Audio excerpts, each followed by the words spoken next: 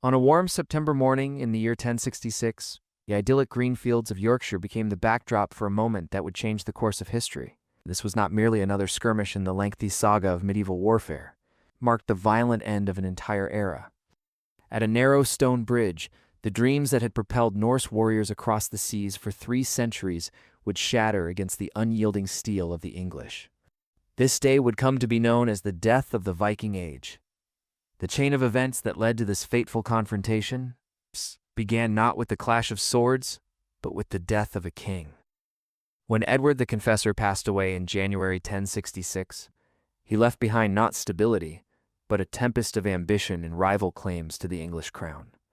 3 men emerged, each convinced they were the rightful heir. Harald Godwinson, the powerful Earl of England, maintained that Edward had named him as his successor on his deathbed.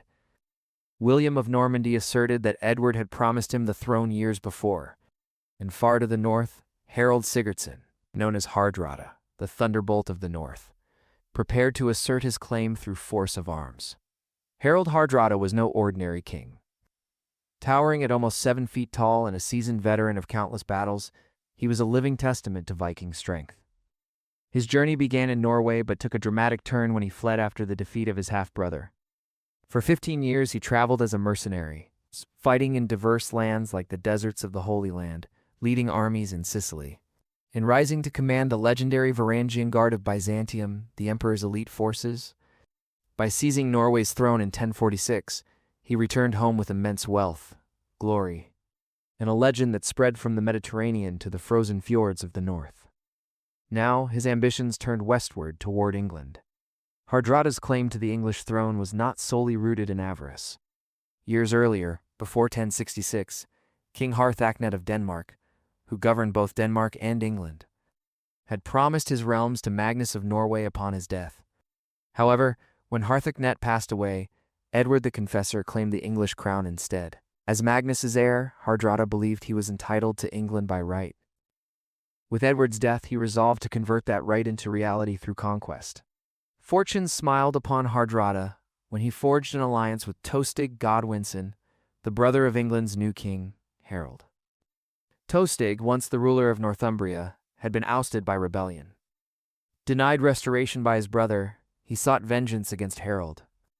Their alliance was steeped in mutual hatred. Hardrada craved a throne, while Tostig sought retribution.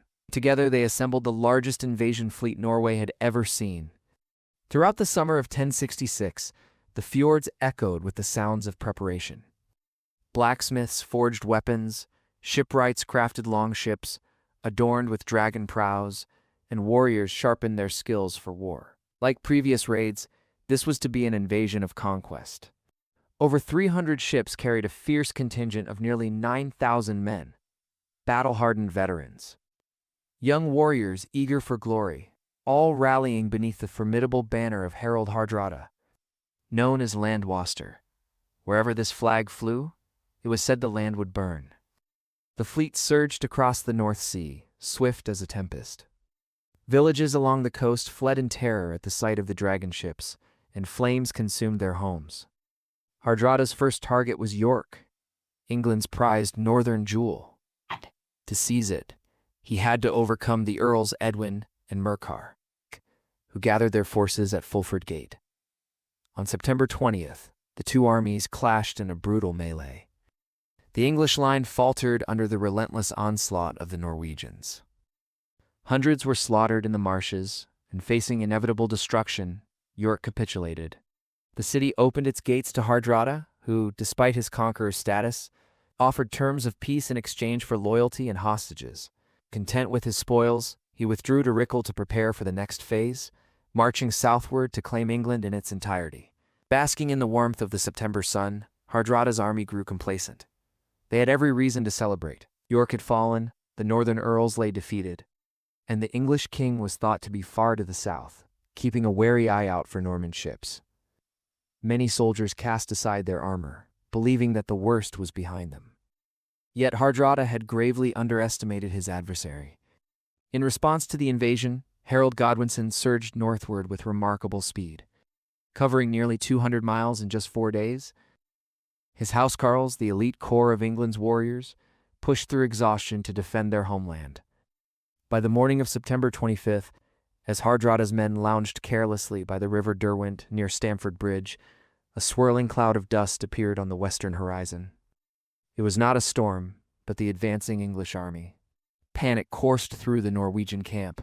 Warriors hastily scrambled for weapons, half-armored and unprepared for the impending clash.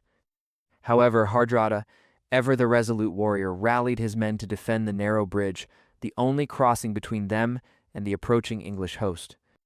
If they could hold it, reinforcements from their ships could arrive in time. As tension mounted, a lone English rider approached the Norse line. He offered peace. If Tostig would renounce his alliance, he could have his earldom restored. Hardrada inquired what reward awaited himself. The messenger's reply became legendary. 7 feet of English ground ore is much more as he is taller than other men. Without further negotiation, the rider departed, and the stage was set for battle. The Norwegians hastily formed a shield wall on the eastern bank, a formidable barrier of wood and iron. Across the bridge, the English executed a carefully practiced deployment, housecarls forming the center and the levies on the flanks. The narrow bridge marked the key choke point that would determine the outcome of the day. As the first English warriors advanced, a single Norwegian champion stepped forward to defend the crossing. Towering, armored, and wielding a massive axe, he stood resolutely against the oncoming tide. One by one, English warriors fell before him. His weapon cleaved shields, shattered helms, and sent men tumbling into the river. For nearly an hour, he held the bridge, a solitary fortress embodying the last echo of Viking fury. It was not until a cunning Saxon slipped beneath the planks in a small boat, thrusting a spear upward through the gaps, that this giant finally fell. With his death, the bridge was secured and the English surged across it. On the far bank, the Norwegian defense had prepared for the tumult ahead.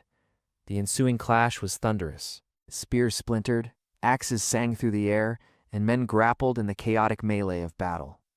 The Norwegians fought with fierce valor, yet many were encumbered without armor, and their ranks quickly thinned.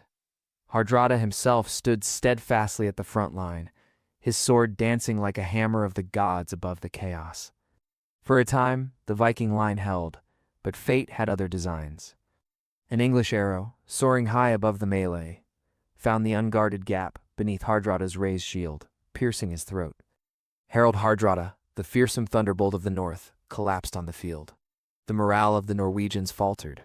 Their glorious banner drooped. Some fled toward their ships, while others fought frantically, desperate to defend their fallen king. Tostig attempted to rally them, calling for peace and understanding. But Harald Godwinson delivered a resounding response: there would be no mercy for traitors. Tostig fell to the ground, his life extinguished, and the Norwegian line unraveled. But before the battle completely subsided, one last act of defiance emerged. Eystein, or a kinsman of Hardrada, arrived from the ships with fresh warriors.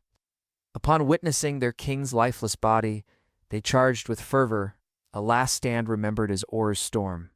They crashed ruthlessly into the English ranks, but ultimately shared the same fate as their brethren. When the tumult finally ceased, the battlefield lay silent, save for the haunting calls of crows. From the more than 300 ships that had borne Hardrada's ambitious army to England, only 24 were sufficient to transport the ravaged survivors back home. The dream of establishing a Norse empire across the North Sea was buried beneath the Yorkshire soil. The Viking Age, which had ignited in flames at Lindisfarne nearly 300 years prior, extinguished at Stamford Bridge. Yet even amidst his triumph, fate proved cruel. As Harald Godwinson celebrated his victory, news arrived that Norman sails had appeared along the southern coast. William of Normandy had landed in England. In just 3 days, the exhausted English forces would again be on the march, this time toward Hastings and their ultimate fate. For Norway, the loss at Stamford Bridge represented more than a failed invasion. It symbolized the death of an era. The weary survivors who limped back carried not only physical wounds, but also the heavy realization that something eternal had come to an end. The dragon ships that once ruled the seas now seemed relics of a bygone world. The aura of Viking invincibility shattered forever. For nearly 3 centuries, Norsemen had reshaped the map of Euro-trading, trading founding kingdoms, and serving as warriors in lands from Ireland to Byzantium. But at Stamford Bridge, the last flicker of that world was snuffed out. The longship, once the pride of the North, had met its match in disciplined armies and fortified kingdoms. The berserker fury that once overwhelmed empires found itself insufficient against a new age defined by strategy, cavalry, and astute statecraft. When the blood dried on that hallowed battlefield in Yorkshire, the era of the longship had come to a definitive close. The last great Viking king lay vanquished, his banner trampled into English soil. Never again would dragon-proud ships herald conquest across distant shores. The Viking dream of empire had been laid to rest, giving rise to a New England and a transformed Europe, born anew from the ashes of the past.